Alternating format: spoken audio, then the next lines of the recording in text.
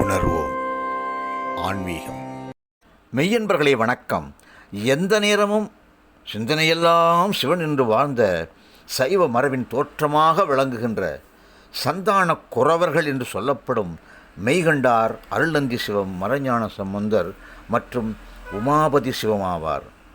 குரு சீடன் பரம்பரையாக ஆன்மீகத்தை வளரச் செய்தவர்கள் இவர்கள். அவர்களுள் இன்று மறைஞான சம்பந்தரை பற்றி அறிந்து கொள்வோம் வாருங்கள். மறைபொருளாக உள்ள இறைவனை பற்றி ஆராய்ந்து அறியும் ஞானம் பெற்றிருப்பதாலே இவரை மறைஞான சம்பந்தர் என்றே அழைத்தார்கள்.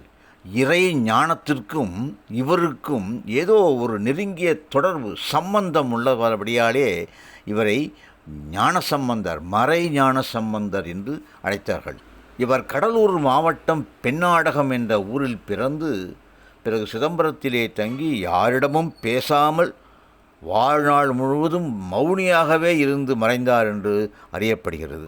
அன்பர்களே, மறைஞான சம்பந்தரை பற்றி நாம் செய்திகளை சேகரிக்கின்ற பொழுது உமாபதி சிவாச்சாரியை பற்றியும் சொல்லியாக வேண்டும். ஏனென்றால் உமாபதி சிவன் தில்லை தீட்சர்கள் இடத்திலே தோன்றி அவர் ஒரு சிறந்த சிவபக்தர். அந்த காலத்தில் நடராஜர் கோயில் பூஜைகளை முடித்த பின்பு அந்த அர்ச்சகர்களை யார் பூஜை செய்தார்களோ நடராஜருக்கு, அந்த அர்ச்சகரை பல்லக்கிலே அமரைத்துவிட்டு முன்பாக தீவெட்டிகளை ஏந்தி செல்வது ஒரு மரபாக கொண்டிருந்தார்கள். அந்த அளவுக்கு அவர்களுக்கு ஒரு தனி மரியாதையை கொடுக்கப்பட்டது. காரணம், அவர் சிவபெருமானுடைய திருமேனியை தீண்டுகின்றபடியாலே.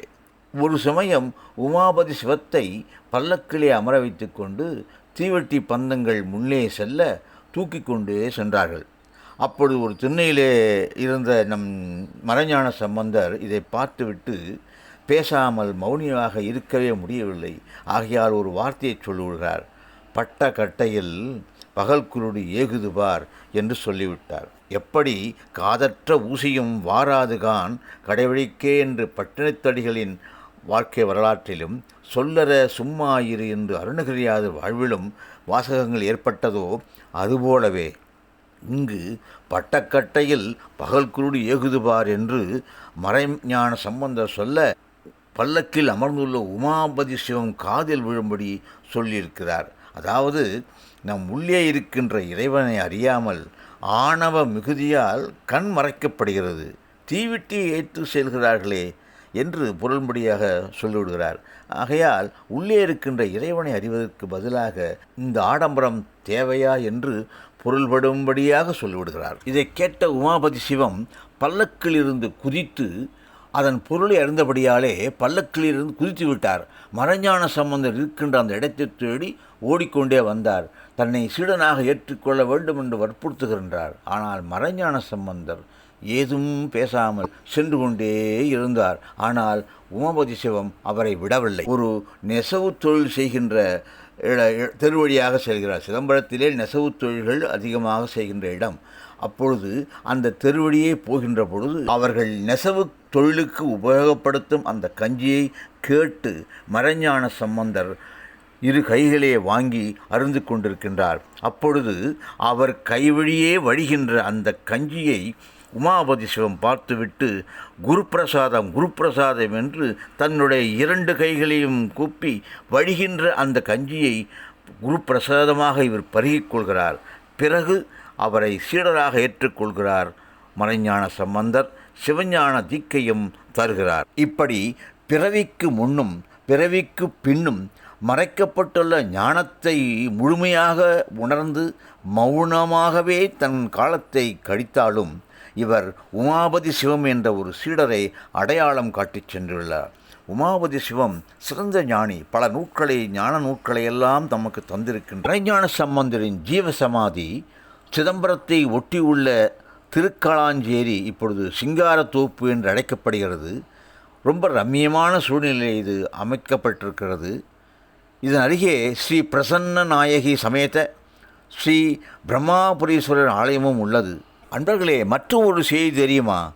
இப்படி உமாபதி சிவம் வேறொரு குலத்தைச் சேர்ந்தவராகிய மறைஞான சம்பந்தரிடமிருந்து தீக்கை பெற்றதை கண்டு தில்லைவாழ் அந்தணர்கள் இவரை கோபித்து கொண்டு இவரை ஒதுக்கி வைத்து விட்டார்கள். எந்த விதமான நடராஜருக்கு சம்பந்தப்பட்ட எந்த அர்ச்சனையிலுமோ எந்த கோயில் வேலைகளிலோ இவரை சேர்த்துக்கொள்வது கிடையாது. அதனால் இவர் ஒதுக்கி வைத்து விட்டார்கள்.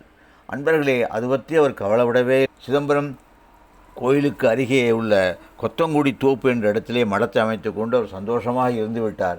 அவர் காலத்தில் ஏற்பட்ட 2 முக்கிய நிகழ்வுகளை நாம் இந்த இடத்திலே பதிவு செய்தே ஆக வேண்டும். காரணம், ஒரு பொழுது சிதம்பரம் நடராஜர் கோயிலுடைய கொடியானது ஏறவில்லை. ஆகையால் இவரை வலுக்கட்டாயமாக தன் தீட்சர்கள் செய்த தவற்றையெல்லாம் மன்னியுங்கள் என்று சொல்லி இவரை அழைத்து கொண்டு போய் கொடியேற்றம் செய்தார்கள். அது ஒரு நிகழ்வு. மற்றொரு நிகழ்வு மிகவும் சிறப்பானது. ஒரு விறகு வெட்டிக்கு முக்தி கொடுக்க வேண்டும் என்று சிவபெருமான் நினைக்கின்றார். சிவபெருமான் கைப்பட எழுதிய ஒரு கடிதமானது இவர் கையிலே பெறப்படுகிறது. அந்த பாடலை நீங்கள் தயவுசெய்து பாருங்கள். அடியார்க்கு எளியன் சிற்றம்பளவன் கொற்றங்குடியார்க்கு எழுதிய கைச்சீட்டு படியின் மிசை பெற்றான் சாம்பனுக்கு பேதமர தீக்கை செய்து முக்தி கொடுத்தல் முறை என்று பெற்றான் சாம்பன் என்கிற ஒரு விறகு வெட்டிக்கு முக்தி கொடுக்கக்கூடிய தன்மையை இறைவன் நம்பிக்கையோடு ஒரு கடிதத்தை எழுதி உமாபதி சிவனிடம் கொடுக்கிறார். உமாபதி சிவம் அவருக்கு ஏற்ற வகையில் தீக்கையும் கொடுக்கிறார், முக்தியும் கொடுக்கிறார். அதாவது ஒரு மனிதனாக பிறந்து இன்னொரு மனிதனுக்கு முக்தியை கொடுக்கும் அளவுக்கு உயர்ந்தார் என்று சொன்னால் அதுக்கு காரணம் என்ன? உமாபதி சிவம் சீடனாக மறைஞான சம்பந்தருக்கு அமைந்ததுதான் காரணம் என்று சொல்லி, அன்பர்களே, உங்களுக்காக திருக்கலாஞ்சேரி சென்று அங்கே உள்ள மறைஞான சம்பந்தரின் ஜீவ சமாதியையும் ஸ்ரீ பிரசன்ன நாயகி சமேத ஸ்ரீ பிரம்மபுரீஸ்வரரின் ஆலயத்தையும் நான் நேரில் சென்று பதிவு செய்துள்ளேன். தாங்கள் கண்டு இன்புற்றது போல உங்கள் நண்பருக்கும் அடிய பெருமக்களுக்கும் இந்த பதிவை நீங்கள் அனுப்பி மகிழ வேண்டுமாய் கேட்டுக்கொள்கிறேன் என்று சொல்லி, இன்னும் இவர்களை பற்றி நிறைய செய்திகள் இருந்தாலும் இந்த அளவிலே நிறைவு செய்கின்றேன். நன்றி, வணக்கம். சிவா சிற்றம்பலம். ஓம் நம சிவாய.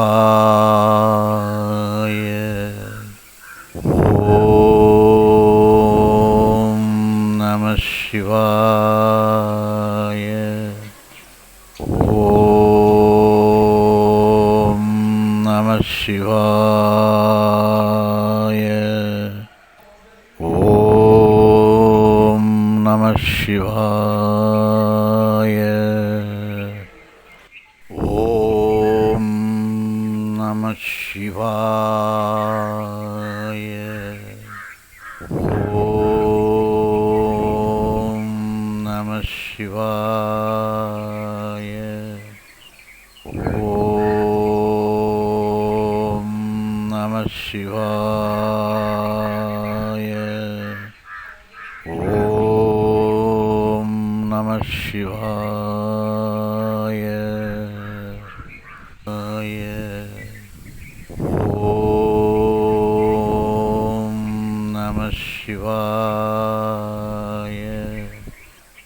ஓம் நம சிவாய.